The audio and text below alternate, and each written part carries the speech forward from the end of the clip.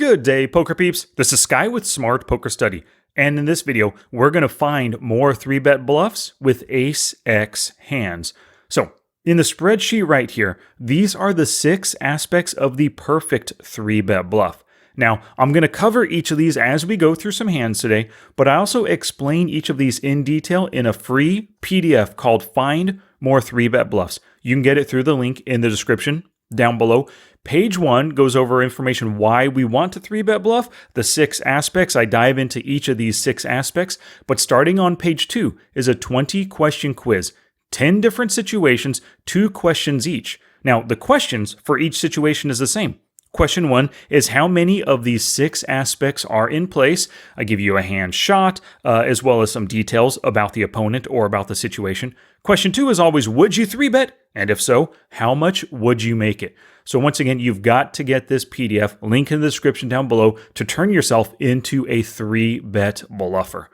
So let's go ahead and get to the first hand. We have Ace-Jack offsuit here, couple of folds. We have an open raise from villain 183, looking loose aggressive, has 3-bet in the past.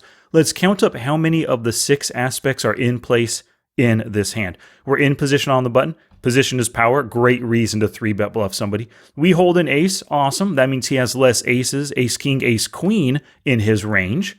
Small open raise size, check. Large stack, check. This makes it so in case he calls, he's not necessarily committed on the flop. And so we have a little bit of room to maneuver post-flop in case he calls right and we don't hit the flop. Raise first in by position greater than 20%. He raises first in 34%.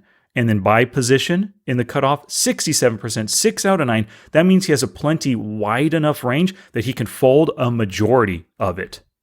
Raise and then fold to 3-bet greater than 50%. Well, it's not greater than 50, but it's 4 out of 8. It's not just 1 out of 2, but he's definitely shown the ability to fold to 3-bets in the past. Now, fold to flop C-bet, like I said, sometimes when you 3-bet bluff, you get called. It is so awesome that he folds 75% of the time. 3 out of 4. Bam, we have all 6 items in place. When all 6 are in place, it's a mandatory 3-bet bluff.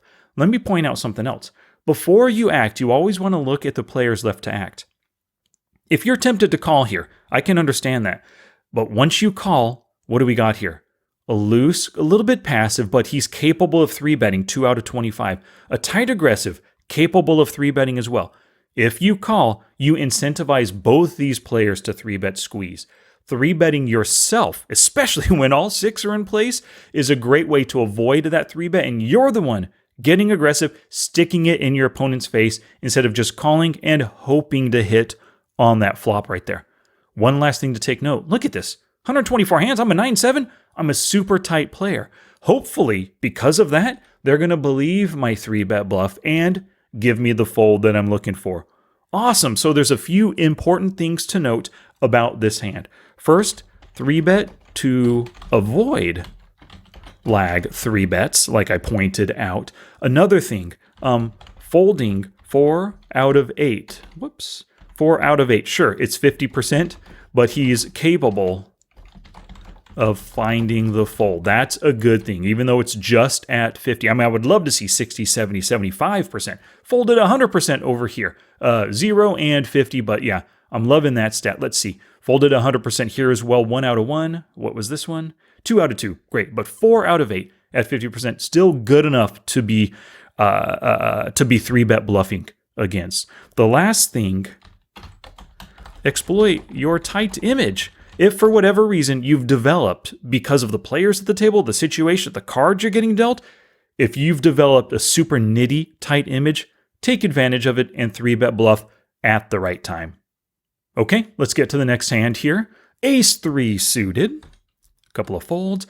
Unknown player. Open raises 2.4 big blinds. Large stack. A call over here. Now it's our option. Now let's count up the 6 aspects, how many we have. When I do this in a squeezing opportunity, I am looking at this person, I'm paying attention, but I'm really counting up the 6 aspects on the open raiser. He's the one that matters here. So, are we in position? Nope, we're in the small blind. Do we hold an ace? Sure. Small open raise? Yes. Big stack? Yes. Raise first in buy position? Now, it could be he's in the cutoff, which is a steal position. You often see raise first in 20, 25, 30, 67% like we saw on the other hand, right? But we just don't know enough to mark that one. Raise and then fold? We haven't seen him face 3-bets yet. Fold to C-bet? Well, we haven't seen him face C-bets yet. So really, we only have two things right here. But here's a really good reason to 3-bet. I like the ace-3 suited. I want to play the hand. The first thing is we've got what looks like a very loose aggressive player over here who's 3-bet in the past, 3 out of 30, and he just calls. He totally capped his range. He is super weak right here. Dead money 2.4 big blinds. He's unknown to us. We're unknown to him. He would probably give our out of position 3-bet a decent amount of strength. At least this first time. If he sees us bluffing a lot, yeah, in the future, not. But this first time, I think he's very willing to fold, especially with another player still to act. Now, we have another loose aggressive player over here. 3-bet 27% in the past. Let's 3-bet now to avoid his 3-bet. And then I make it 10 big blinds, really trying to sell the idea that I have aces, kings, queens, jacks, and I want value out of you guys. And now, oh crap, he 4-bets right here to 2.5, 2.6 times my bet, 26 big blinds. They all fold. What do? Well, we decide to fold right here. Now, he is a loose aggressive player. He could be reading the situation. Maybe he realizes that because I have 60 hands on him, maybe he has 60 hands on me. He realizes that I'm capable of 3-bet bluffing. So this is a 4-bet bluff. Totally possible. But for the most part, when facing a 4-bet, especially a cold 4-bet, right? Unless this guy really knows what he's doing, he's paying attention, he could be bluffing here, but most likely this is for value. Just fold. You were 3-bet bluffing in the first place. They called your bluff by re-raising you, right? They stuck it back in your face. You were bluffing. It was unsuccessful. Go ahead and find the fold. That's totally fine. Now, Lags calling equals dead money. So 3-bet squeeze him, right? If he had a strong hand, even a hand that he felt like was worthy of bluffing, he would have made a 3-bet right here. This is just maybe some small pocket pair, a suited connector, Jack 9 suited, a suited gapper like that he just wants to see the flop. And he was hoping we would call behind. All right, so let's get to the final hand here. Another ace-jack offsuit. Now, let's see the action. A couple of folds and a raise right here. Once again, small raise, large stack, tight aggressive player in a steal position. We're on the button. I'm sorry, in the big blind. A fold. Now we have the opportunity to 3-bet. Let's count up how many aspects are here. In position? No, we're not. But we do hold an ace. It's a small open raise, large stack. His raise first in by position. He raises first in 24%. By position in the button, 31%. Definitely has a wide range right here, worthy of 3-bet bluffing. Raise in the fold, 70%. 7 out of 10, loving that. Fold to flop C-bet, greater than 50%. Well, it is only 50, but once again, it's half of the opportunities. 8 out of 16 capable of folding. Here's an important thing, though. If I'm going to bluff this player, I'm going to have to plan on double barreling. Look at how honest this player is. C-bet 60, plenty of bluffs in there, but drops to 13? Folds half the time, folds more on the turn. He's turn honest. If I'm going to barrel this spot, I need to plan on or if I'm going to bluff this post flop, I have to plan on double barreling. The great thing about that is, or about this situation is we got a plenty big enough stack for me to make my 3-bet right here. Shucks, it didn't work. He called. But like I said, we have the plan to double barrel this player. The flop comes king 8-5, relatively dry. Flop just an ace high, no backdoor straight draw.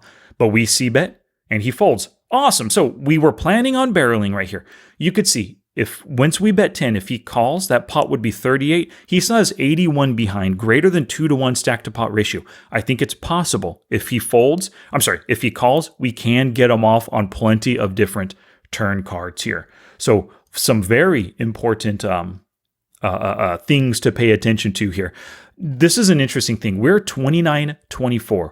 Looking loose aggressive. But look, so far we're folding to steals like mad, right? His range is wide when blinds fold a ton. 100%. Look at villain 283 as well. Where is he at? Right here. He folds the steals 80. We fold 100%. He's thinking that his steal has a very likely chance of taking the pot pre-flop, we're taking advantage of his very wide range by 3-betting right there, right? The last thing is use dry boards, against him. King 8, 5.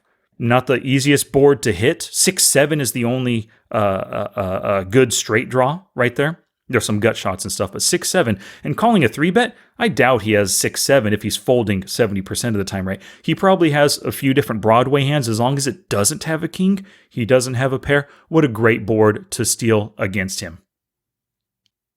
All right, don't forget to get your free PDF, the Find More 3-Bet Bluffs PDF, through the link in the description down below.